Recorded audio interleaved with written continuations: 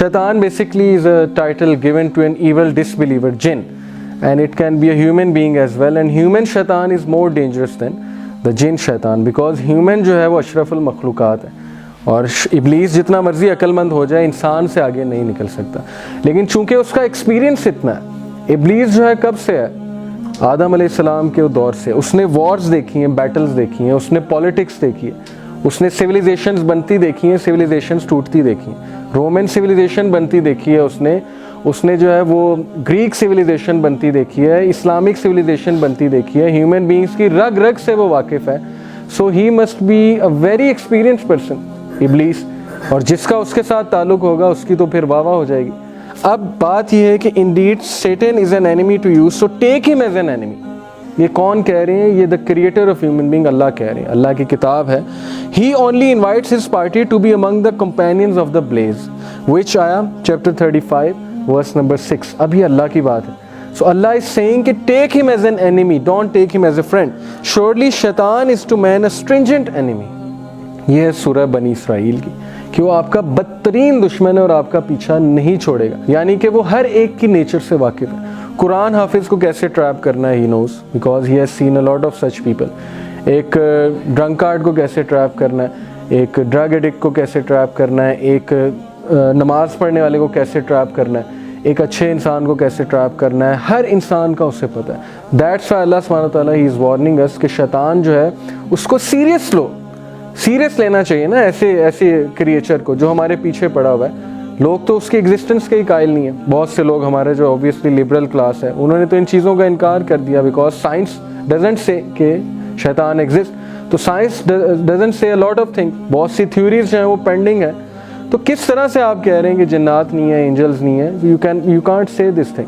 अल्लाह सुब्हानहू व तआला के पास जो नॉलेज है वो नॉलेज ह्यूमन बीइंग्स के पास नहीं है। वो रल्म हमें पता ही नहीं है कौन सी रल्म है। सो उसका क्लियर कट इनकार करना ये बेवकूफ़ी है, दिस इज़ फुलिशनेस। सूरह स्वाद की आयत है कि he said my lord give me then respite till the day the dead are resurrected, कि अल्लाह सुब्हानहू व तआला मुझे आप छूट दें और मैं इंसानों को गुमराह करके रहूँगा, क़यामत तक मुझे आप छूट दें। अब स्कॉलर्स यहाँ पे क्या कहते हैं कि इंसान जो है कभी कभी सोचता है कि यार अल्लाह मुझसे बड़े नाराज़ हैं, अल्लाह ने मुझे फॉरसेक कर दिया, मैं तो ड्रिंक करता हूँ, मैं तो ड्रग्स लेता हूँ, मैं तो ज़िना करता हूँ, ये करता हूँ, वो करता हूँ, मैंने तो कितने लोगों का दिल दुखाया है, ये किया है, वो किया है, सो अल्लाह हैज़ फॉरसेकन मी।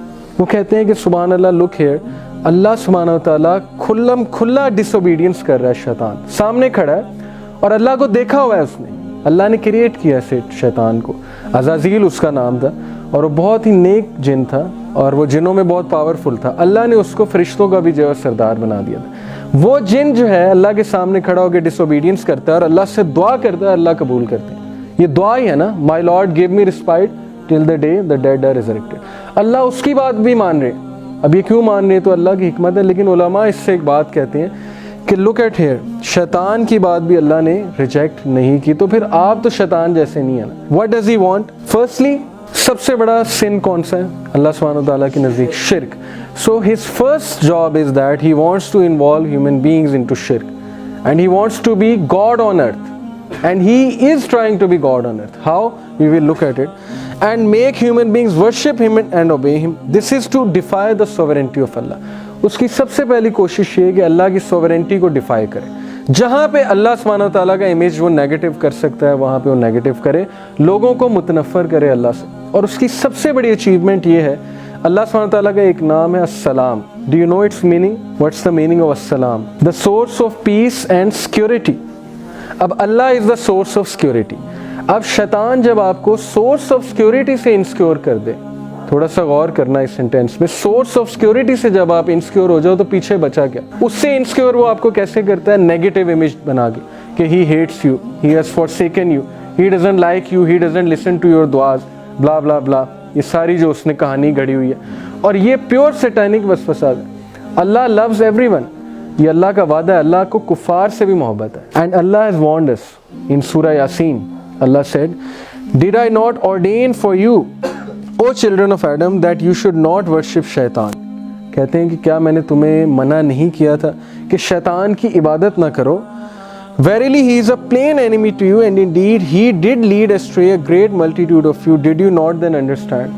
اللہ کہتے ہیں کہ اس نے تم میں سے کتنے لوگوں کو گمراہ کر دیا, تمہیں سمجھ کیوں نہیں آ رہی, وہ تمہارا کھلا دشمن ہے, تمہیں اس میں نظر کیا آ رہا ہے. اب یہاں سے دو چیزیں ثابت ہوئی ہیں. ایک چیز تو یہ کہ ایک تو میٹافوریکل سینس ہے اس کو عبادت کرنے کی.